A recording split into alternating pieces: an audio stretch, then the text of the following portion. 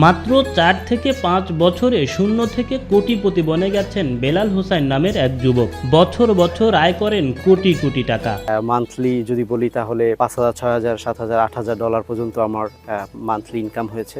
কোন জাদু বলে মাত্র কয়েক বছরে অতি দরিদ্র অবস্থা থেকে এমন বাদশাহী আয় রোজগার করেন বেলাল, এমন প্রশ্নে বিস্মিত এলাকাবাসী। তবে জাদু নয়, বরং ফ্রিল্যান্সিং করে মিলিয়নিয়ার হয়েছেন বলে জানান বেলাল। বর্তমানে আমি এখন ফ্রিল্যান্সার হিসাবে ফাইবার, আপওয়ার্ক, পিপল পাওয়ারে কাজ করতেছি। তো কোম্পানি রান করে ফেলেছি, তো আমার অনেক কাজ আসা শুরু করে। বরগুনার পাথরঘাটা উপজেলার চরকখোলা নামের একটি প্রত্যন্ত গ্রামে বসবাস করছেন বেলাল। $10 আয় দিয়ে শুরু করলেও বর্তমানে ফ্রিল্যান্সিং এর মাধ্যমে উপার্জিত টাকায় করেছেন বাড়ি গাড়িও। আমি জীবনের প্রথম যে মার্কেট প্লেস থেকে কাজটা পেয়েছিলাম সেটা ছিল মাত্র $10। পরবর্তীতে সেই $10 কাজ থেকে আমি ধীরে ধীরে $100, $150, $200 করে এইভাবে আমি বড় বড় কাজ পাওয়া শুরু করি। একটা ঘর করছি, এরপরে আমি পার্টনারশিপে একটি বিজনেস করি, সেটা হচ্ছে গাড়ির বিজনেস। বেলাল হোসেনের বাবা আলমগীর হোসেন ছিলেন একজন দিনমজুর, মা আকলিমা বেগম একজন গৃহিণী। বেলালের ফ্রিল্যান্সিংয়ে ঘুরে দাঁড়িয়েছে পরিবারটি। বর্তমানে সমাজের অসহায় মানুষের পাশেও দাঁড়ান বেলাল। তাদের আগে পূর্বপুরুষ একটু গরিবী হালতে ছিল, কিন্তু এখন বর্তমানে সে এই অনলাইনে কাজ করে। সে পারিপার্শ্বিক গরিবগুলা দেখা গেছে অসহায় মানুষদের পাশে দুঃসময়ে সে দাঁড়াইতে পারে। এখন সে আমাদের এলাকায় মানুষের অনেক সাহায্য সহযোগিতা করতেছে। দরিদ্রতার জাঁতা কলে নিষ্পেষিত বেলাল হোসেন পরিবারের অভাব মোচনের জন্য একসময় বাড়ি ছেড়ে পাড়ি জমান ঢাকায়। বিভিন্ন কোম্পানিতে চাকরি করলেও একসময় চাকরি ছেড়ে শুরু করেন ফ্রিল্যান্সিং।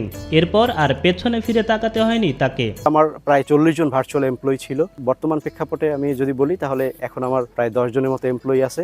এর আগে যারা এমপ্লয়ি ছিল তারা ভার্চুয়ালি, আমি দেখা যাচ্ছে রিমোটলি এক একজনের সাথে কাজ করতাম।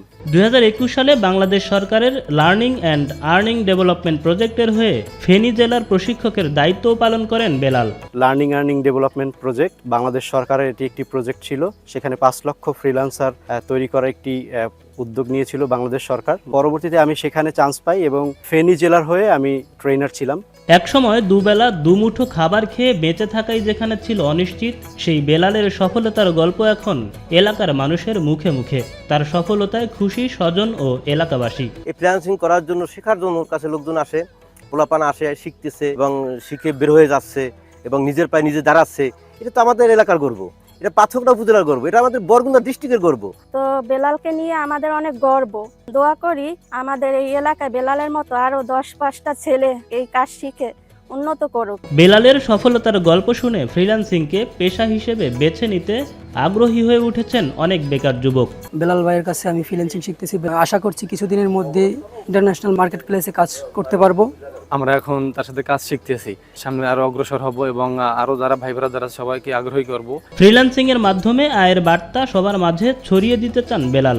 এদিকে তথ্য প্রযুক্তির সাহায্যে দেশের হাজারো বেকার যুবক বৈদেশিক মুদ্রা অর্জন করে আগামীর বাংলাদেশকে সমৃদ্ধ করবে বলে প্রত্যাশা স্থানীয়দের। আমি চাচ্ছি যে এই গ্রামের মধ্যে ফ্রিল্যান্সিংটাকে ছড়িয়ে দিব, যাতে গ্রামের মানুষগুলো ঘরে বসে আর্নিং করতে পারে, ঢাকা শহরে বিভিন্ন জায়গায় দৌড়দৌড়ি করা না লাগে। এই টাকাটা তো বাংলাদেশ থেকে আসতেছে না, টাকাটা তো বিদেশ থেকে আসতেছে। আর বিদেশ থেকে আসাটা মানেই তো আমাদের সরকারের একটা লভ্য অংশ পাচ্ছে।